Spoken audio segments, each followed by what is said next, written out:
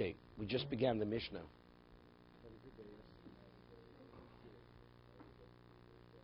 But you realize he's quoting, he says, we learned. He's quoting from what we said to ask a question on today. Mishnah Berurah. It's pretty good. Very good.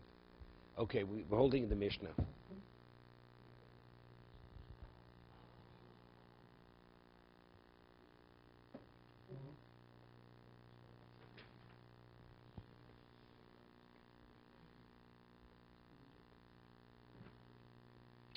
Just began the Mishnah. Ramei Roma kol tanai she'eno ketanai b'nei gadu b'nei ruvein eno tanai. Any condition, if a person transacts a monetary transaction, a marriage, a divorce, where we discussed all the cases, harei mukadesh li almanas, on the condition it can be $200. That condition. What is it considered a condition? So if we said that if he gives the woman $200, the marriage is a marriage. If not, it's not a marriage. If he says, I will give you $200 within 30 days, let's say 30 days passed and he didn't give her the $200, it's not a marriage. Now, but the question is, when is the condition a condition and when is it not a condition? It has to meet certain criteria to be a condition. So Rameir says, what criteria of condition does it have to meet? Called Tanai Sheina B'nei Kanai B'nei Gadu B'nei Ruven Eno Tanai. A condition which does not meet the criteria of the condition which Moshe Rabbeinu had said to the Bnei Gad Bnei Ruvain, it's not a condition. Meaning the transaction is in place and the condition has no bearing on the transaction.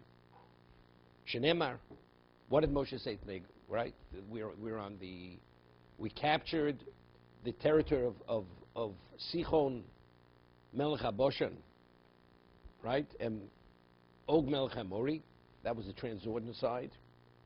Reuven and Gad had tremendous flocks, and they said, we want to remain here because we need the grazing land for our flocks. So Moshe originally had believed that he's having, it's a repeat of the Meraglim. They don't want to go into the land. So they said, no, we're willing to go and fight and so on and so forth, but we would like to exchange our portion in Canaan for what we're receiving here. We're willing to relinquish that. So Moshe said to them, V'yoma aleim, im yavru b'nei Gad u'b'nei Ruvain, if the members of the Gad and the members of the tribe of Ruvain, if you cross the Jordan and you fight with your brothers, then he says, then you could have the Transjordan side. Uchsiv v'im lo yavru chalutzim, and if you don't cross with them armed to fight with them, then you will not have the portion of Transjordan side. So he says, if you cross, you will have. If not, you won't have. And seemingly, from saying, if you cross, you will, so what's the inference? If you don't, you won't. Right? So what did Moshe Rabbeinu have to say both sides of the condition? Evidently, to be considered a condition which the act is contingent upon, that condition only has value if it meets the criteria as Moshe Rabbeinu expressed it. You have to say both sides of the equation. So David, if you remember, asked the question, which it's an obvious question, which it's a question you have to ask because the Rishonim will ask the question. If we understand the person's intent, if you do, yes, even if I don't speak out the second side of the condition, it's understood. I'm only agreeable. A woman says, I will only marry if you give me $200. That's what the woman says. And he says, I will marry you as you requested, $200 within 30 days. According to a mayor, if you don't speak out both sides of the condition, the marriage is a marriage, even if he doesn't give it at $200. 1 second. But the question is, but she said clearly, I will only marry you if you give me $200 within 30 days. That's what she said to the man. But yet, according to a mayor, the marriage is a marriage. It is a marriage, according to Rameir, because he didn't speak. But forget about the inconsistent. What about logically? Both sides. But logically speaking, factually, we know a kinyan cannot be a transaction. Cannot be a transaction unless you have intent. We know factually she's not willing to enter into this relationship unless she gets so much money within 30 days. She only spoke at one side. If you give me the money within 30 days, I will marry you. But she didn't say, and if you don't, I will not marry you. She didn't say the second side. According to her Meir's Mukudeshes, she's married. Why is she married? What? That's the question, right?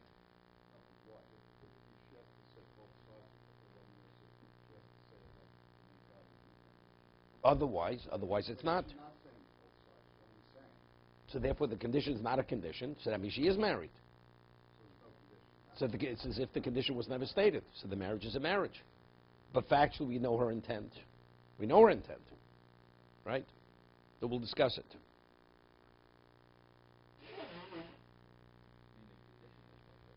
The condition has no value. I mean, Reb Chanina ben Gamliel says no. We can infer. If she says, if you give me the money, I will marry, so what is the inference of that? If you don't give me, I won't marry. Inference is sufficient. We understand what she means. So if we understand what she means, that's sufficient. But Rabbi Meir says, no, it has to meet the criteria of what the Torah says. Okay? So the Rishon did, there's a number of ways to approach this. And it's based on, let's say we'll say this, the Torah states how a condition has to be said. Let's say the Torah wouldn't have said it. So we approach it logically, as we're saying. A person says, I will only marry you if you give me $200. She didn't say, and she didn't speak out both sides of the condition. So understood. So if you don't give me, the inference is, if you don't give me, I'm not willing to marry you. Now the Torah sets up the laws of conditions. How Moshe Rabbeinu expressed it in the Negodim Neruvain. Moshe is saying, for a condition to be a condition, it has to be expressed this way. And if you don't express it, it's not. So if a person doesn't express it this way, what is that saying? That means he's agreeable to go through with it, even if the condition is not met. Because otherwise, if you would have wanted the act to be contingent on the condition, you would have expressed it as Moshe Rabbeinu said it.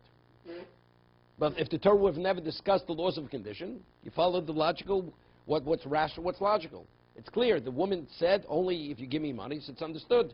If you don't give me money, not. Reb Chanina ben Gamliel, who argues with Reb Meir, says, you don't have a proof, because Moshe Rabbeinu spoke out. He only mentioned the second side, as we will say, it's for some other reason. You only have to state your position, what your intent is. If you give me the money, yes. So the inference is, if you don't, not. That's sufficient. You don't have to meet any criteria. That the Torah speaks out, the second side of the condition, doesn't mean you have to meet any criteria. As a result of that, the marriage is a marriage, although you didn't speak out both sides of the condition. Okay? That's the argument. No, he'll interpret what the Torah says differently. Because you would have thought that he had to speak out, because you would have thought they would have gotten a portion in neither location. You understand? He spoke out the second side, and if you don't, you'll have a portion in Canaan. You would think that since initially you had no interest, we will penalize you. You'll penalize you. You don't get a portion, not in Canaan, and not in Gilad, not in Averayad, neither location.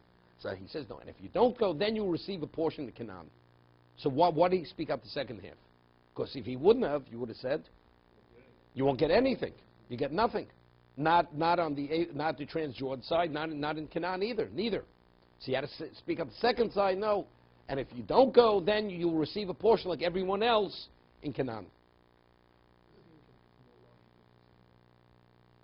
As we're saying that, what, like?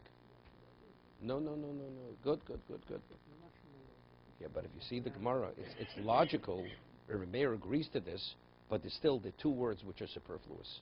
That could have been expressed in a way without saying two other words. So the two additional words which would have conveyed the same understanding are totally unnecessary. So why do you have to say those additional two words? Evidently, this has relevance to how one has to express a condition. That both sides of the condition has to be, it goes back and forth, the Gemara on the second side of the page. Is it superfluous? Is it not superfluous? Rameir says it is. So if those words are superfluous, evidently to teach me that when you make a condition, both sides of the condition have to be spoken out. Rav Chanina ben Gamliel says no, those words are necessary because it would have been misunderstood otherwise. Therefore, those words were necessary not for the condition, but just to understand what Moshe was communicating to them.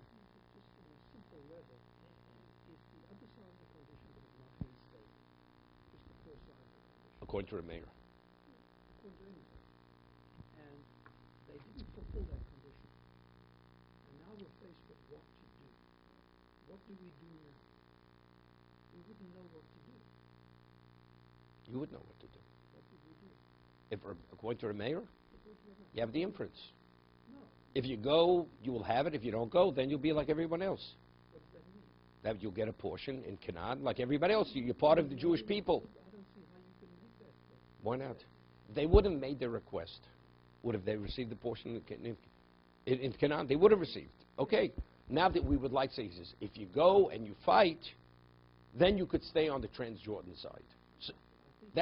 So what's the inference then? If you don't, then you won't receive. But what will you receive? You'll receive the portion that you received without, if you wouldn't have made your request. The defense, the argument against that would be, actually, I'm not putting that thing to you. You relinquished when you asked. That could be the argument. There would be an argument. It's not a relinquish. I didn't relinquish. I only relinquished if I receive what I'm asking. I'm willing to waive the debt if you do this. So what's the inference? If you don't do it, I'm not willing to waive the debt. That's a horse race. So That's the inference. No, that's clear that's the inference of what I said. I'm not giving up on this. It's not giving, it's just the opposite. I'm your creditor. I say, if you do this for me, I'm willing to relinquish the debt, to waive the debt. That's all I said. So what's the inference of that? If you don't do it for me, I'm not willing to relinquish that. I don't have to speak out the second side. It's understood. If you do this, I'm willing to relieve the debt, relinquish debt. If not, I don't have to say the second side of what I meant to say. It's understood what I meant. It's inferred. I'll make a concrete argument. The whole dialogue between Moshe Rabbeinu is he jumped on him and he said, if you don't do this, No, he came back. He came back.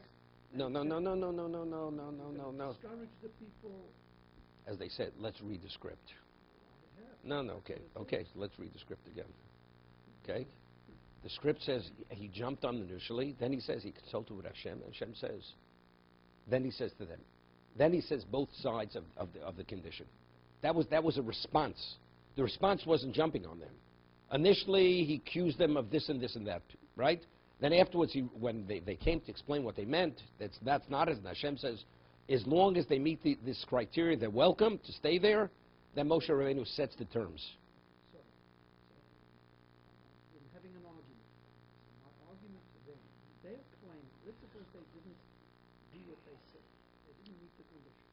And now we're asking what is going to happen at this point. I would make the case of this.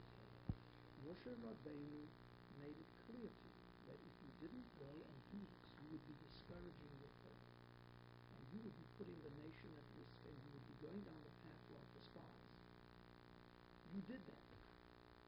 And as a result, you can say whatever you want, but you're gone. You discourage. He didn't say that they're gone. He didn't say they're gone. I'm saying that. You're saying they're gone. I'm saying But they that. still, but they already, factually, they have an ownership. They have ownership rights in Canaan, as every other tribe has ownership rights in Canaan. You no longer have those. Why? Until God says it. He didn't say that. God didn't say that. That would be an argument. Good. So that would be an argument. That would be That's maybe why good. you need the Okay, so see, we have to go through the Gemara, and the Gemara shows from the Psukim that without saying the land of Canaan, Moshe Rabbeinu said sufficient to understand. It doesn't mean say they're forfeiting. They will not forfeit their share in Canaan. So what do you have to add in the land of Canaan? That's going to be the discussion over here. He said, he expressed a sufficient amount of words to understand what he said. So what did you need those additional words? Clearly, to tell me that both sides of the kiddushin has to be stated. Yesterday I said that mathematics, pure mathematics, if A implies B, not A does not imply B. If A implies B, implies B. Not A does not imply B. That is not correct. If A implies B, then not B implies A. So, I said that yesterday. I wasn't here yesterday. If A implies Now B, you understand why Rabbi Rovna's not here today. Okay. Okay. you go and fight, you get the land. A, you go fight, B, you get the land. You don't fight, you don't get the land is not correct. If you didn't get the land, it implies you didn't fight. Again, you go and fight, then you'll get what you're asking for. A, that's A, and B, you get the land. No, you get. Let's make clear what the land is. The other side. But again, before they said anything, did they have a share in Canaan? That's where we have to start. They had a share in Canaan, like everyone had a share. They have to forfeit that share. Now they want to relinquish that for something else, for the Transjordan side. Moshe says, if you go and fight, then the exchange is acceptable. If not, there's no exchange. So if there's no exchange, what are you left with? You're left with your original piece, your right. But you see that what he basically told them is you will not get the share that you originally were entitled to. He didn't say that. No, he didn't say that. Did not say that. Did not say that. Did not say that. It says here, it says, No, if lo yavru chalutzim, you're not going to have what you're requesting. I thought that they would be absorbed into the midst of the other tribe. No, they will be being to receive your share as everyone else is receiving their share. That's what means absorbed. Initially, we have the land that has to be divided. You'll be part of that pie that's going to be divided because you're one of the 12. That's what he said to them. But if you go and you fight, then the exchange will be a valid exchange. You'll be relinquishing your piece of the pie because you'll be receiving what you're requesting, which is the Transjordan side.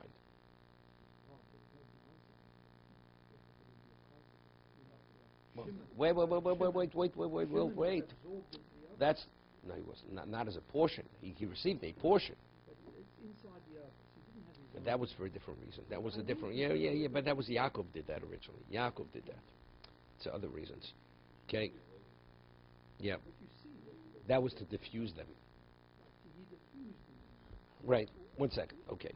We have to say the Gemara again. According to Reb Chanin ben Gamliel, he explains the inference is sufficient, and Moshe had to say those additional words because I would have thought many things, as the Gemara will say. Either they would have relinquished it, they would have been penalized and received nothing, or like this, the land mass on the Transjordan side. Originally, all the Jews were on the Transjordan side. What did they ask for? This is important. They said, we want it all, and for that, we're willing to relinquish our share in Canaan. That's what they said. They stayed. I mean, they kept all of it. That's what they said. No, that they said clearly. Nobody's arguing that. But before all the Jews crossed the Jordan, Avraham is important. Bergenfield real estate is not, is not within this equation here. Okay. Okay. Before the Jews crossed the Yarden, the Jordan, all the Jews were the land mass was occupied by all of them. If the Jews cross, and Bnei Gad and Reuven remain there, how much of that land mass is theirs? Just the portion they had, or they get it all? They're getting it all. Because everybody's leaving, all the territory that was now, which was left vacant, they take over everything. So according to Reb Chanin ben Gamliel, he says, you know what I would have thought? Why Hashem had to say it? I would think if you don't go across, you know what kind of portion you're getting on the Transjordan side? Only to the degree that you received in Canaan, which is a much smaller portion. But if you go across and fight with your brothers, then it's all yours. So the second side of the equation of the condition wasn't yes or no, but rather you will have it, but it's going to be limited. But if you go and cross, what Moshe is saying to them, it'll all be yours. I mean, this is the discussion, the back and forth between Rabbi and Reb Chanin ben Gamliel. Okay? But again, we're getting back to basics over here. Logically speaking, if a person makes a condition, even if he doesn't speak out the second side of the condition, if he made his intent clear, seemingly, even if he doesn't say the second part of the condition, the transaction be valid. But yet Reb Meir says it's not valid. Why? So we just explained it. This is the way the Chazon Ish explains the Rashba, that before the Torah said anything regarding conditions, that would have been the case. But once the Torah sets the laws of conditions, how a condition has to be expressed, if one doesn't meet the criteria, that means the person in essence is saying that the condition is not a condition. It's not conditional, but rather, even if the condition is not met, nevertheless, the transaction is a transaction. So according to that, Rabbi, the mayor says, the guy says, will you marry me with No. Not will you marry. No, no, no, no, no. She says, I will only marry you if you give me $200 within 30 days. He says, I will marry you on the condition that I give you money within 30 days. That's what he says. I will marry you on the condition if I give you $200 within 30 days. And he doesn't give it $200 within 30 days. According to her mayor, she's Mukadeshes.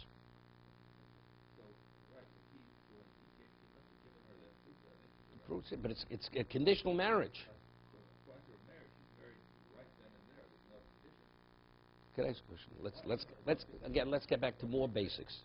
This is pre-basics. Pre-basics. Let's understand the case. A marrying condition, if you give me $200, I will give you $200 within 30 days. And if I don't, it's not a marriage. Wait. He spoke at both sides. And he gave her the penny now on the condition he gives her $200 within 30 days.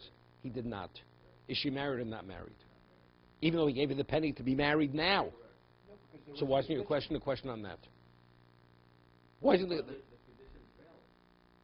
Because the condition's a condition. Even though I gave you, said, if I would have met the condition, the marriage is from this moment. Right? But if not, it's not. So now, let's say it was a faulty condition. So when are you married from? You're married from now. It's as if you never said anything. That is the halacha. That's the Meir. That is a if the condition is a faulty condition, she's married immediately, he has to give her nothing. We'll see. We rule like Reb Meir. We do Reb Meir, but we'll see. We had a tosis before. There's a question. Maybe that's only regarding something which is not monetary. But something that's monetary, then even Reb Meir agrees, even though the Pnei Godim Pnei Reuven, it's monetary. But over there had other ramifications. It wasn't just financially owning something. That was something which, this had to do with the spiritual infrastructure of the Jewish people, the land of Canaan. So it's like divorce and marriage. Tosa said earlier, Widra Meir said that's only by Isser, like such as Gittin and Kiddushin. But regarding any money, because Tosa is the question we discussed on Tessim Bays when we do the Tosas inside, person sells his property, and he sells the property because he plans to move to Eretz Yisrael. He lives outside of Eretz Yisrael, outside of Israel. And he does not speak out, say that the sale is contingent whether he moves or doesn't move. And it turns out he doesn't move. He sold the house and his property, turns out he doesn't move. Although we understood what his intent was. So the Gemara says, since he did not verbalize to say, I'm selling it only because I'm moving to Israel, therefore the sale is what? Is final. It's not a conditional sale. So Tosas asks, it seems to be the only reason why the condition is not a condition because he didn't verbalize it. But if he would have verbalized it, it would have been valid. Tosas is going to Rebbe, but it's not a Tanai Kofel. That's Tosas' question. There, he says, if I would have gone, if I go to Israel to sale, but he'd speak out the second side of it. So why? Even what are we saying? It's only because he didn't verbalize it. Even if he would have verbalized it, it would have meant nothing. That was Tosas' question. You following the question? So Tosas answers, the Rameir only set the criteria of conditions when it's relating to Isser, such as marriage and divorce. But regarding a monetary transaction, even if you speak out one side of the condition, that's sufficient. That's sufficient.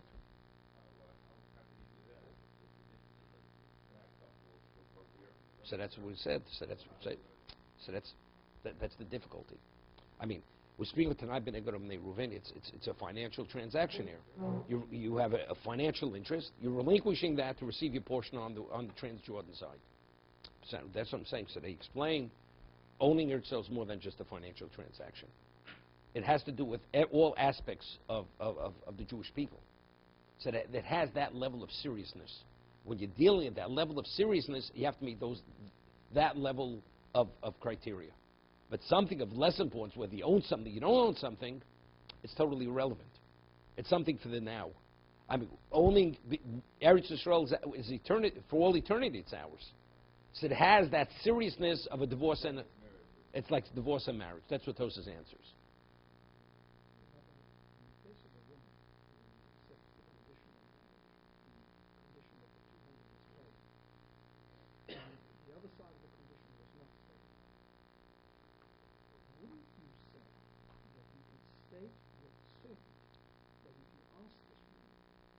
willing to be married if he doesn't fulfill the condition. But she was nothing. Okay. So Wait. So that Mayor, good said she's question. married. Good question. And she never. Good question. That's good. Well, this is discussed. So the Chazon Ish goes and explains. Let's say a person is totally ignorant of the laws which pertain to marriage, the laws of conditions, knows nothing. You know what I meant. So he explains. When a woman enters marriage, say Kadas Moshe Yisrael. The person is entering to marriage under the guise of what the rabbis, the conditions which pertain to Jewish marriage. So whatever pertains, all the laws of the Torah which pertain to that marriage, I'm agreeable to accept. So if the Torah says a condition is only a condition if you meet the criteria of what a condition is, I accept that all upon myself. So if that is the case, right, she can't say, well, if I would have known, I wouldn't have been agreeable. She can't say that. Because entering into a Jewish marriage means to meet all the standards and the criteria, whatever pertains to a Jewish marriage. And that's her intention, although she was unaware. Otherwise, she would have to say, she says, I'm not agreeable to enter Kedas Moshe Yisrael unless I know, and if I should find any skeletons in this closet, I'm not agreeable. And she's spoken in a way where it's clear. And you're right, that would be the exception. That would be the exception. But on the norm, no, that would be, no, that's not, no. She'd have to be that explicit. Otherwise, she's agreeing to enter. All I'm saying is that is the other side of the condition. If she said what you just said, and she stated the other side of the condition, then there's no question. No. He doesn't give the money in 30 days. Let's say he doesn't give the money in 30 days. If you don't do that, then I have no interest in But that. I said, but let's say she didn't say that. Although we know what her intention is. She has to say the words. She has to verbalize it. She doesn't verbalize it, it's not a marriage. You know, it's interesting. The Rishonim say, the Mishnah, normally, when the Mishnah states its case, to where Rav Yehuda Nasi should have written the Mishnah, Omer Reb Meir, Kol Tanai Shein Tanai, Tanai Garo B'nei Ruvain, Eino Tanai. That's not the way the Mishnah reads. It says, Reb Meir Omer. Doesn't it? If Reb Meir would be telling us something, the way the context of Mishnah is, you have one opinion, and that Reb Meir says this, Reb Yehuda says that, Reb Meir says this. If Reb Meir is speaking independent of anything else, it's Omer Reb Meir said this, not Reb Meir Omer. If you have one position, they say, and what does Reb Meir say? Reb Meir Omer. So from that, the Rishonim say, Reb Meir is coming to argue with the previous Mishnah. The previous Mishnah spoke about a case, I'm marrying you on the condition I will give you $200. I'm marrying you on the condition that I have so much acreage of land. Right? On that, Reb Meir says, Reb Meir Omer, that's only a condition if. So Reb Meir is going back to the previous cases of previous Mishnayos. He's coming to argue on whatever is stated previously. He's arguing on everything previously. Okay? It's based on the sentence structure of the expression of the way the Mishnah expresses itself. Right. This is like the Sefer of the, that's like a continuation of the previous Mishnah. Yeah, that the Rishonim explain this. Rabbi, during these 30 days, the woman is definitely off limit to anybody else. Sure. She's not even allowed to entertain any other. Definitely, because she may turn out to be a married woman. Correct. Correct. But if this, instead of 30 days, if the So for the rest of her life, she's held up. so then she shouldn't accept. If it says, Okay. I'll give you $100 in 30 years, she wouldn't accept the condition. Right. Exactly. Okay.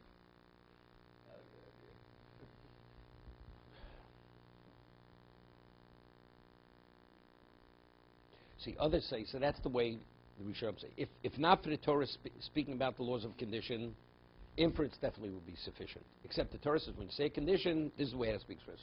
Other Rishonim say differently. That something of a serious nature, you don't want, there should be any degree of doubt. It should be beyond question what I meant. Especially according to the Rishonim, if we're speaking about, let's say, marriage and divorce, like we spoke about the concept of Tochdei Dibur. A man gives a man harem mekdeshesli, and then within Tochdei Dibur he says, I've changed my mind. We say the marriage is a marriage. You cannot withdraw even though within that small time frame. For a monetary transaction, you can. For gittin and kiddushin, you cannot. Person says regarding idolatry, Ato Elik, says to an idol, you are my God. And it's punished by death. Even if he retracts within a moment, says, well, I was only kidding. I was only joking. Why? Because a person to make that kind of comment, that statement, which is an expression of paganism, a person will not say that unless he thought it over 1,000 times. Right? So therefore, we only give you that time because a person doesn't think necessarily to a point where he's definite on what he's about to do. So he always wants that leeway time for retraction. When it comes to marriage or divorce or idolatry, a person, if he makes that statement, he thought about it endless times over, and if he expressed it, the man, there's no reason that there's any leeway time or wiggle room to get out of it. Okay? Therefore, Tok Dibur doesn't apply. So when I'm dealing with Isser, there is a person has to express himself in a way where there's no question exactly what he meant. He's not going to rely on inferences. Okay? So if I'm dealing with monetary, and that's what Tosa says, even Rabbi Meir agrees. It would be an ordinary monetary transaction. If I go to Israel, person says, I'm selling the house because I'm moving to Israel. That's all he said. He didn't say, and if I don't, then the sale is not. Even Rabbi Meir would agree that's sufficient. That's Mamon. But if it's Isser, which has a very much more serious consequence and much more serious ramification, only there does Rabbi Meir say, do you have to speak out both? That's what the Torah is saying. Because of the seriousness of its nature, a person will not. Okay? So even if Torah wouldn't have said it, we would have said it on our own because of the seriousness of what it is. The Torah is only telling us exactly how to do it, affirming what we would have understood logically. But it's illogical. Before the tribes of Reuben came forward, what was the status of the Transjordan that they had conquered? Who did it belong to at that time? Nobody. No, it belonged to all the Jews. All the Jews. So, isn't the other side of this that the other Jews had to relinquish their share? Put it this way. They can't just take it. No. I have to relinquish it. I have a share. Let's ask a question. Let's ask a question. Let's say after they left the Transjordan side, let's say they would have all gone in. Who would have owned the Transjordan side? It's not clear. No, because there is a concept of conquest. Conquest is ownership. But does that make it, is it just purely a monetary acquisition? Does it have all the ramifications of being part of Israel? No, I understand. Just a question of who owns it. I mean, as I understand this, they were trying to make a trade. If I understand the laws of conquest, the entire Jewish people owned the Transjordan side. Based on the laws of conquest. Laws of conquest. Okay. Now they're going to go in. They still own it. It's a suburb. It's on the other side. And I'm not getting into the question of does it have the same kedusha or anything like that. They own it. Now, Reuben and Gad come forward and say, we'd like to make an exchange. We'll give up what we rightfully have on the other side in exchange for this. That's a deal with the people. It's not just a one-sided deal. It's not even deal with the people. You see clearly, they did deal with the people. Well, They dealt with, Moshe Rabbeinu is only God's representative. He's only speaking. No, it's not his own decision. This is not his decision, this is what God said. God said, if they cross, it will be theirs. If they don't cross, it will not be theirs. That's what he said. Hashem says. Could be, maybe it's not there. Once they leave, it's gone already.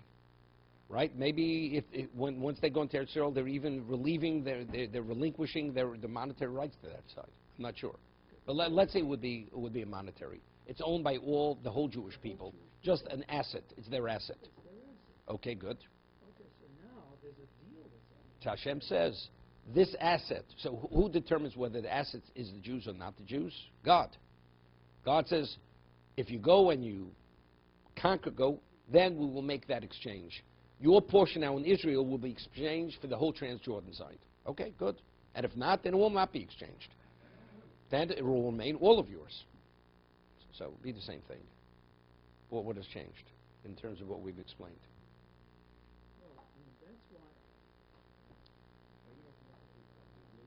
No, because they're laws of kibush. No, there's a whole discussion. David went and conquered Aram Tzova. He went and conquered Syria.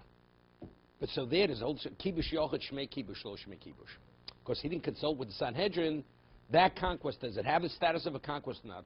But if it would have been part of Eretz Yisrael. It belongs to the Jewish people. Here, we all conquered it. There's laws of conquest. We weren't plunderers and took things illegally. There's laws of conquest. So monetarily, it belonged to us. Afterwards, they said, we would like to make an exchange. That's what they asked. We're willing to give up our share in Canaan if you allow us to remain here. So it's an exchange. That's what they want to do. Moshe comes back and says, God says, if you do this, fine. If not, then then it remains. It remained as an asset. It will belong to the whole Jewish people. But if you go, then we will make that exchange. Your portion in Israel will be exchanged for everything on the Transjordan side.